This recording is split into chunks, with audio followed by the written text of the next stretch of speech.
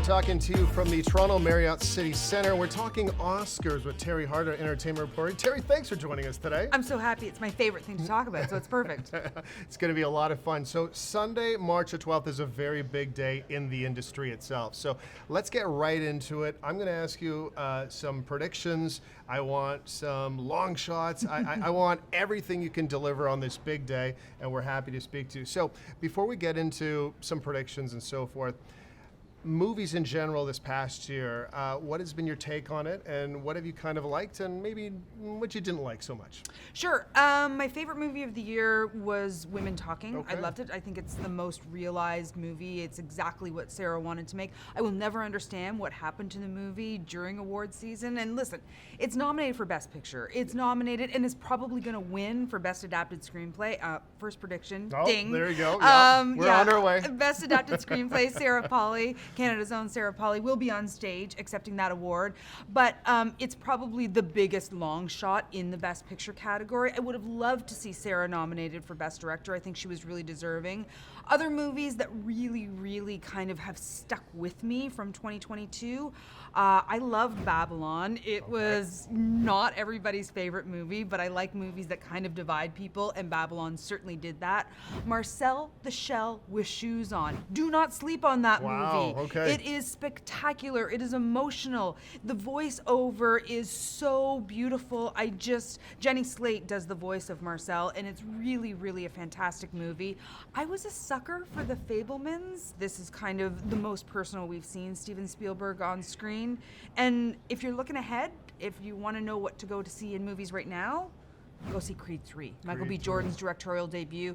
It is great. Okay. Let's talk Best Picture. Everything, Everywhere, All at Once seems to be the heavy favorite. Is this the runaway winner? Those people are right. Okay. Everything, Everywhere, All at Once has been winning everything, everywhere for months. And it's going to continue that trend come the evening of March 12th. It just has a momentum. Right. You know, in the sports world, when a team just has a momentum. You're speaking my language. Yeah, that is what Everything Everywhere All at Once has, is momentum. It has goodwill. It has a great story behind it. It's a great movie. It wasn't my favorite movie of the year, and that's okay. I saw it a bit late. I saw it at home.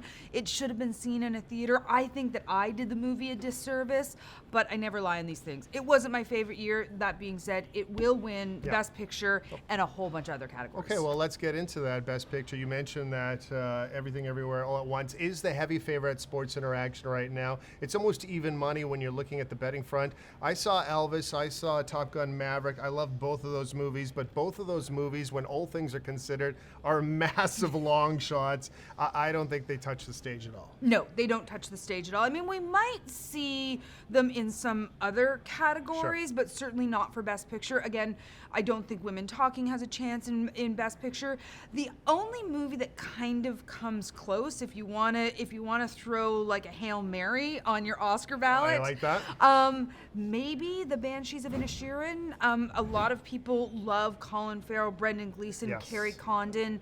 Martin McDonagh directed it. These folks have reunited after making a movie called In Bruges a few years ago. You know, it always happens at the Oscars that there's always that caveat. If it wasn't for X movie, this would have been X movie's year. And I think that really is the case for The Banshees of Inisherin. If it wasn't for Everything Everywhere All at Once, I think The Banshees, we would be talking about it very differently.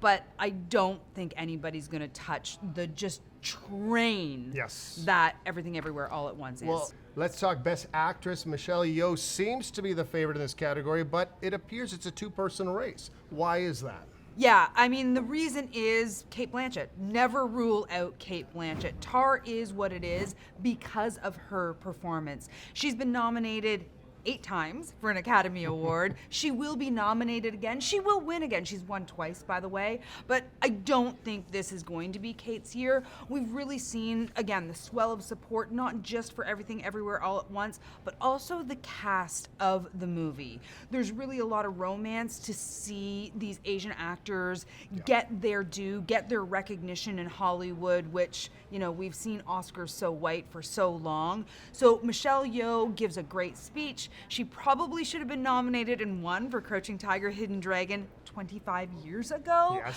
But this is going to be her year, and I can't wait for her speech. I think it's going to be really emotional. Best Actor appears to be going towards Brendan Fraser. Is that where you're putting your money, Teri? I'm going to put my personal feelings in this one. I like that. Because every once in a while, you got to walk away from the stats and go with your gut or your emotions.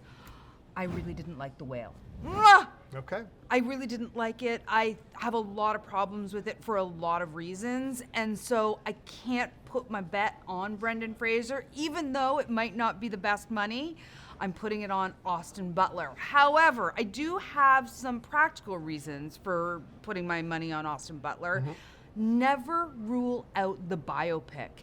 And, you know, the tragedy of the recent death of Lisa Marie Presley puts the Presley estate, puts Elvis Presley, I think, front of mind for people.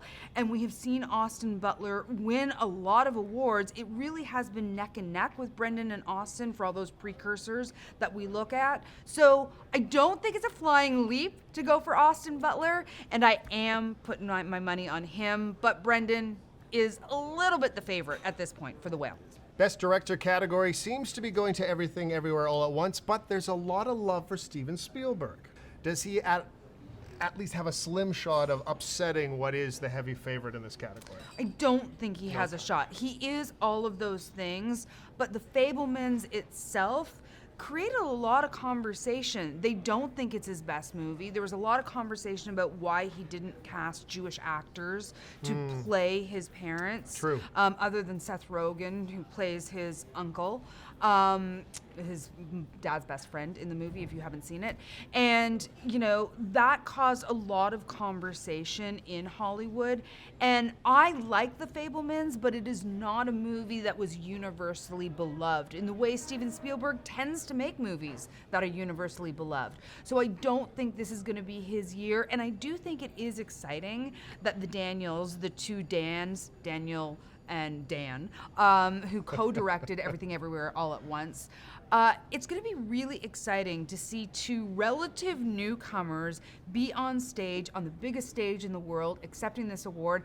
It's giving Good Will Hunting vibes when Matt and Ben won for screenplay for Good Will Hunting. That's what it's giving me right now, and I'm here for it because I love seeing the next generation come up.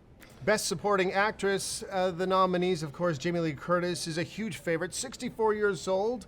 Is this her opportunity to win an Oscar? You know, as much as she's been in excellent movies and really entertaining movies, they haven't exactly been Oscar movies. So this is really her opportunity. I hope it's not her last. I hope that we're getting more movies with more mature actors and actresses in them. That being said, I kind of wish it wasn't her year. I wish that it was Angela Bassett's year for Black Panther, Wakanda Forever. She gave an incredible performance. No spoilers here, but there are two scenes that, without question, emotionally ring so much more true than what Jamie Lee Curtis is doing in Everything Everywhere All at Once. So I would have loved to see Angela Bassett win in that category. That would make my night. I don't think it's going to happen, and we are talking about where to put your money. Probably Jamie Lee Curtis. There you go. In the Best Sound category, a lot of people are pointing their fingers at Top Gun, and you can see why when you involve airplanes of that stature and the different dogfights in the scene, and no spoiler alerts, of course. It's kind of shows you that, you know, that this is probably the favorite in this category. But there's a lot of people that are thinking the Elvis movie as well has some opportunity just because it is an Elvis movie, and we are talking about Best Sound.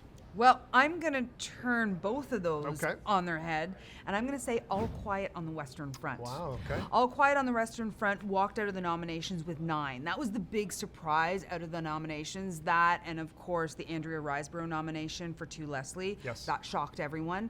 But All Quiet on the Western Front is on Netflix, and it is a war movie, a remake of a World War I movie. The Academy loves war movies. It's nominated in Best International Film and Best Picture category, and I would say it has a real shot at a lot of these technical awards. Don't rule out All Quiet on the Western Front. Interesting. Best costume. Are you going to give it to Elvis now that I've been asking you to give Elvis an award here for best costume, considering when I watched this movie, I was watching Elvis in his original costumes, it seemed like. Is this the favorite in this category? Dave, you Yes. really want Elvis to I win do, something, I don't do, you? Teri. I don't think it's gonna. This is gonna go, and it should go to Ruth E. Carter, who did costumes for Black Wakanda Forever. She made history as the first African American person who won that category for the OG Black Panther. She is a legend in the industry. I want Ruth E. Carter to win this. Check that ballot for Black Panther Wakanda Forever for best costume. Let's talk some rapid fire. We're going to talk about the in memoriam side of things. First person gender, male or female? I'm going female. First person shown over or under the age of 65 and a half? Under? Okay. First person shown, will it be a former Oscar winner? Yes or no? Yes. Yes. Okay. Male or female? Who has the longer acceptance speech? Best actress? No, just in general. Male or female? I guess. I'm going female, and I'm going male, Yes. and I'm going Kiwi Kwan. Very Just to good. give you an extra thing there. And finally, Jimmy Kimmel opening monologue slated for 11 and a half minutes. Are we Ooh. going over or under Jimmy going out and maybe roasting a couple people and having some fun? I'm going to say hopefully under. 11 and a half minutes, Jimmy? Bring it under. Yeah, it seems a little too long, doesn't it? Teri, this has been a lot of fun. Thank you. Thanks, Dave. Enjoy March 12th. Oscars. Woo! Don't forget to head to Sports Center Action to place your Oscar bets. Lots of props, pinatas, everything Oscars. It's March the 12th, Sunday evening.